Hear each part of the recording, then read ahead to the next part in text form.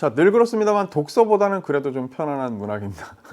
자, 문학은요, 지금 바뀌는 체제에서 17문제 출제된 게 요번에도 그대로 이제 적용이 돼서 2022 수능 예시문항의 체제대로 출제가 그대로 이루어졌고요. 그리고 3월 학평과 마찬가지로 지문의 구성 같은 것들이 2022 수능 예시문항을 따라서 구성이 되었다는 점, 그 점을 이제 주의해 보아야 하겠고요. 제가 처음에 좀 전에 얘기했듯이 이런 바뀌는 체제 같은 데 좀 익숙해졌는가 같은 게 굉장히 중요한 그런 시험이었다고 생각해요. 문학 역시 마찬가지입니다.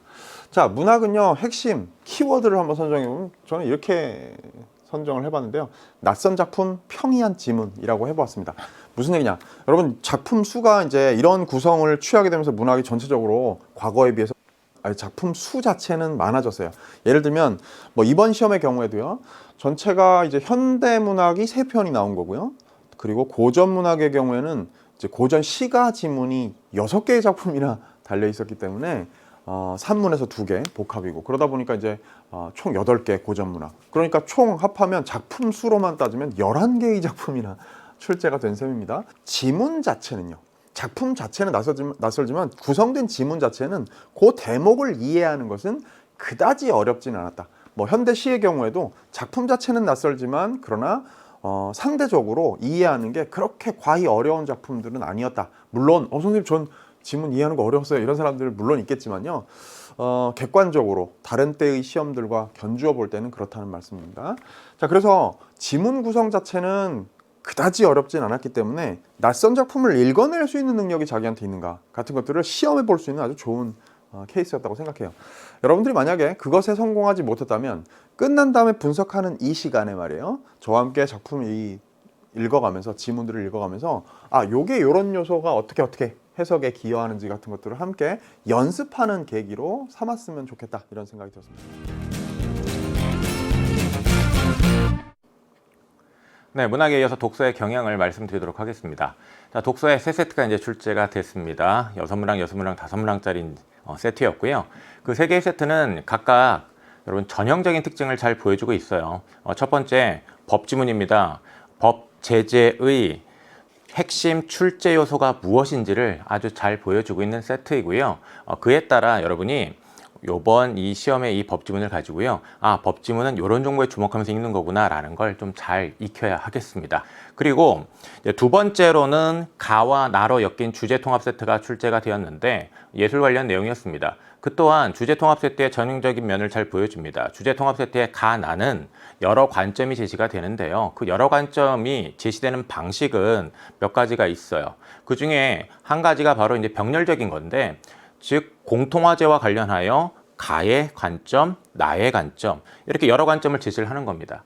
그 구성과 관련해서 또 읽기 방법을 여러분들이 알고 효율적으로 잘 읽어서 또 문제를 잘 풀 수 있어야 합니다. 그 다음에 세 번째는 이제 기술 세트입니다. 오답률이 높은 그런 문항이 있습니다. 그와 관련하여 이 독서에서 이제 강조할 것은 추론적 사고라는 겁니다. 머리로 떠올려서 사고하는 것.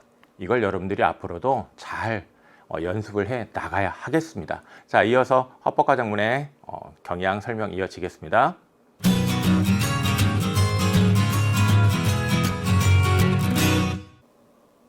네, 화작입니다. 어떻게 푸셨나요?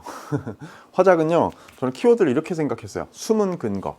전체적인 난도는 여러분도 느꼈겠습니다만 과히 어렵진 않았습니다. 그런데도 근거가, 그러니까 요게 오진술이라서 정답인 근거, 그런 부분들이 잘 눈에 안 띄게 교묘하게 숨어 있는 경우들이 있었어요. 이번 4월 학평의 화작 문제는요, 그 영향이 직접 이렇게 명시적으로 드러난 건 다소 약했다고 봅니다. 그러니까 즉 과거 이전까지의 화작하고 비슷한 패턴으로 출제가 되어서 요령을 발휘해서 전략을 활용해서 자기가 빨리 정답만 쏙쏙 골라내는 게 가능했다. 다만 요런 근거가 숨어있는 문제들 몇 개는 조심해야 되니까 좀 더 자세한 얘기는요, 이따가 제 5부에서 함께 화작 문제 풀면서 얘기를 해보도록 하죠. 다음 마지막으로 언매입니다.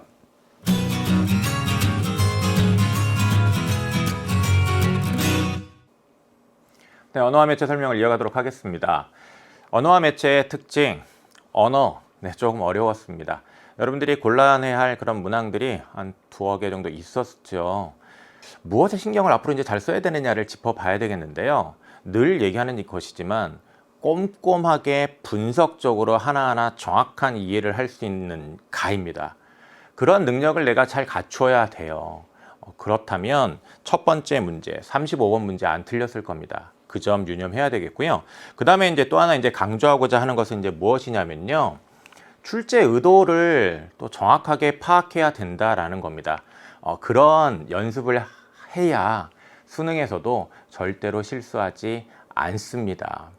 그 점 여러분 꼭 유념해야 되겠고요. 알겠죠? 네, 그리고 자세한 그런 분석은 우리 6부에서 함께 하도록 하겠습니다.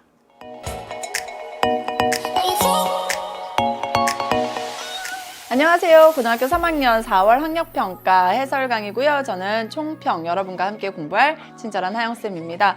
기본적으로 여러분 진짜 중요한 건 뭐예요? 6월 모의평가입니다. 그래서 우리 정말 1차 시험이다라고 생각하고 그때까지 좀 잘 정리하고 넘어가셨으면 좋겠습니다. 그래서 선생님 좀 간단하게 총평해드리고 마무리하도록 할게요.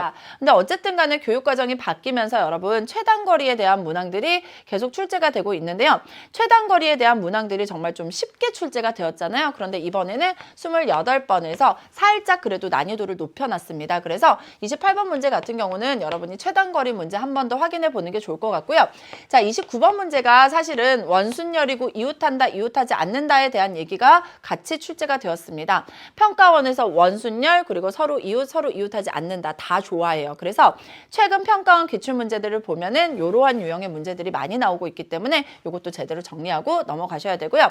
자, 30번 문항입니다. 방정식을 만족하는 자연수 또는 정수의 해의 개수 물어보는 문제 꽤 많이 등장하고 있죠. 그리고 난이도가 많이 높아져 있습니다.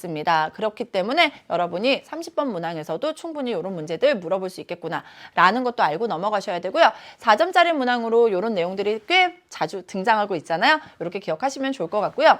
아무래도 지역적으로 문제가 출제가 되었기 때문에 좀 틀렸다라는 친구들은요. 내가 경우의 수가 좀 많이 약하구나 라는 생각은 하셔야 됩니다. 그리고 멀리 봐서 우리가 통계까지도 잘 할 수 있으면 8문항 사실은 충분히 맞출 수 있거든요. 그러니까 확률과 통계에 대해서는 기조가 살짝 그런 것 같아요. 너무 어렵지 않게 출제하겠다라는 기조가 있기 때문에 기본적인 내용들 정리하고 넘어가시면 좋을 것 같습니다. 자, 이제 미분법으로 좀 가봐야 될 것 같은데요. 마찬가지로 둘 다 약간 지엽적인 문제들이 나올 수밖에 없죠. 왜? 단원 자체가 지금 시험 범위가 출제 범위가 굉장히 좁기 때문에 지엽적인 문제가 나올 수밖에 없는데요. 계산이 복잡한 그런 유형의 문제들이 평가원에서도 나올 거고 이번 시험에서도 나왔습니다. 그래서 27번 문항 같은 경우는 3점짜리 문항이긴 하지만 그래도 계산 과정이 조금 복잡하다라는 느낌은 들었던 것 같아요. 구간으로 나눠서 해결하는 고난도 문항은 왕왕 등장하는 내용이잖아요. 그래서 미분에 대한 것들도요. 여러분 실제로는 정말 자주 등장하는 개념들로 이루어져 있어요. 자, 기하는 지난 3월 학력평가에서도 마찬가지지만 정말 나오는 내용들이 계속 출제되고 있습니다. 요거는 예전에 배웠던 중학 도형에 대한 개념이라던가 접선의 방정식이라던가 2차 곡선이라던가 벡터라던가 이런 것들을 총체적으로 통합적으로 다 알고 있어야지만 해결이 가능한 문항이었거든요. 그래서 아이디어가 좀 부족했던 친구들이라면 30분 문항은 좀 힘들었을 것 같아요. 그래서 그 문항에 대한 것들은 여러분 반드시 해설 강의를 통해서 좀 정리를 하고 넘어가셨으면 좋겠습니다. 너무 걱정하지 않으셔도 됩니다. 왜? 실제 수능에서는 넓은 범위에서 중요한 내용들을 물어볼 거기 때문에 그런 것에 대해서는 너무 여러분이 걱정하지 않고 넘어가셔도 좋을 것 같아요. 아셨죠? 나 혼자 공부한다라고 생각하지 말고 저랑 같이 끝까지 달려나갔으면 좋겠습니다. 안녕하세요. 여러분 반갑습니다. 2021학년도 고3 4월 학력평가 영어 듣기 부분의 해설을 맡은 저는 레이나입니다. 이번 시험에 대해서 시험이 어떠했는지 듣기 부분에 대한 분석, 총평을 여러분과 간략하게 좀 나누어 보도록 하겠습니다. 이 발화 속도, word per minute, 속도가 어땠습니까? 우리 연계교재와 좀 비슷했습니다. 그러면 어휘 수준은 어떻습니까? 역시 비슷하게 나왔다라고 보시면 되겠어요. 우리가 3점짜리 문제가 왜 3점으로 배점이 되는지를 좀 생각을 해봐야 돼요. 특히 응답을 고르는 문제들에 있어서 3점짜리로 출제가 된다는 것은 들려주는 내용에 있는 단어가 그대로 정답에 묻어나지 않는 경우가 많다라고 하는 겁니다. 어휘와 표현력을 여러분 키우셔야 됩니다. 여러분 듣기는 무조건 만점 받고 지나가야 되는 영역임을 여러분 알고 계시죠? 그렇다면 단순히 내가 오늘 다 맞았으니까 나 오늘 하나밖에 안 틀렸어. 이런 일희일비하는 그런 수준에서 지나치면 안 돼요. 만전을 기해야 됩니다, 여러분. 대비에 만전을 기해서 언제나 만점 받고 수능까지 만점 받자라는 생각으로, 올백 맞자라는 생각으로 꼭 대비를 해주시면 좋겠고요. 자, 그러면 저의 총평은 여기까지이고요. 해설 강의에서 여러분과 또 만나 뵙도록 하겠습니다. 네, 들으셨습니다. 9345 학력평가 해설 강의 총평 시작하도록 하겠습니다. 저는 연포자 탈출 전문가 세익쌤이고요. 자, 독해 시험 어떻게 보셨습니까? 일단은 여러분들이 딱 생각하셔야 되는 거는 전체적으로 이 문항의 배열이라고 하죠.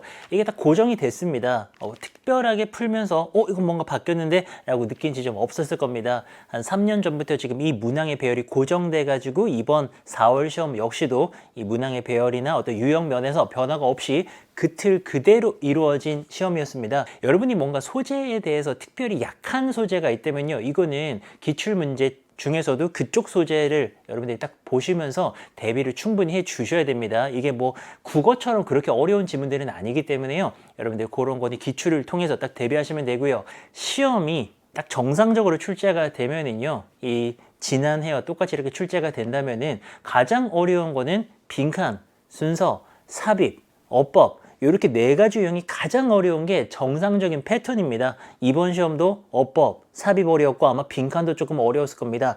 아주 정상적인 패턴을 따르고 있습니다. 그래서 여러분들이 고득점을 노리신다면 이 방금 언급드린 유형에 대해서 충분히 대비를 해 주셔야 되고요. 이번 시험은 굉장히 스탠다드합니다, 여러 면에서. 그래서 이 성적이 여러분들의 지금 수능 영어에서의 경쟁력이라고 볼 수 있기 때문에 이거 연습 아닙니까? 부족한 부분들, 틀렸던 문제들은 해설 강의, 본 강의 통해서 꼭 보강하셔서 다음 시험에서는 화이팅 한번 하시기 바랍니다. 그럼 저는 또 마음이 급하네요. 빨리 본 강의 가가지고요, 여러분들 만나도록 하겠습니다. 그럼 본 강의로 바로 오시면 됩니다. 감사합니다.